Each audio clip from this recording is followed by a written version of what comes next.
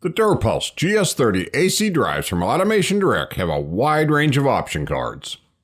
If you need Ethernet-based communications like Ethernet IP or Modbus TCP, there are two options available for single or dual port. And there is also an EtherCAT module. Then there are multiple analog, digital, and encoder I/O options, and even a control power backup module.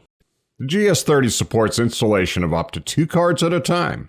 I/O cards must be installed in position 1, the dual-purpose Ethernet IP or Modbus TCP communication cards, and the GS30A BPS control power backup module can be installed in positions 1 or 2, and the EtherCAT module must be installed in position 2.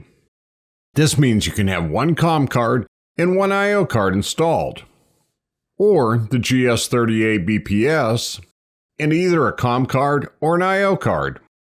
I'm going to install a dual-purpose Ethernet card and an encoder input card in an A-frame drive. Here are the parts used in this video. For frame A through D size drives, a mounting cover is required to install a second card. The EtherCAT module comes with this cover. If you're using one of the Ethernet IP and Modbus TCP cards in position 2, like I am here, you will need to order that separately. Before doing any work, be sure to remove power from the drive and wait at least 15 minutes to allow the capacitors to discharge. The I/O cards connect to this port, and the communications card will connect here. This connector included with the encoder card is installed first. Next, since this port will be covered by the encoder card, I'll go ahead and install the cable for the Ethernet card now. And I'll connect the ground cable for each card. Then I'll install the support frame by lining up these 2 clips. Now we'll mount the card by aligning these position pins and the connector. Be sure the card snaps into the locking tabs on the support frame and install the mounting screw. Last, connect the ground to the PE terminal and install the cover. Using the encoder card is covered in another video, so now let's move on to installing the Ethernet card. This Ethernet card allows for Ethernet IP or Modbus TCP and has 2 ports to support linear bus or ring topologies. This procedure is the same for other communication cards like the EtherCAT card. I previously installed the cable for this card. There are actually 2 cables provided with the communication cards. A short one labeled S and a long one labeled L. The short cable is used for position 1 on the smaller A through D frame drives, and the long cable is used for larger drives or position 2 like I'm doing here. Using the position 2 cover, slide off the front.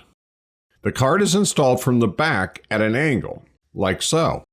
You may need to view from the front to make sure of alignment. And be sure that positioning pin and screw holes line up. Then simply screw down the card and snap the cover into place on the front of the drive. Now it's easy to connect the ground wire here on the PE terminal and the cable here. And finally slide in the front cover. You may have noticed a small jumper in the bag with the screw and PE connector. This is for future firmware updates. Set this aside and see the GSoft2 help file for more info on that. The Ethernet card is configured using Group 9 communication parameters. Particularly 9.74 allows you to choose Ethernet IP, Modbus TCP, or both. And 9.76 through 9.87 configure the IP address, mask, and gateway. We won't get into these here since they are application specific. Automation Direct is providing the products and support you need to make us your common sense way to buy industrial controls. To see all GS30 drive videos, click here. To buy drives for your applications, click here. And for more help, see our award-winning tech support options here.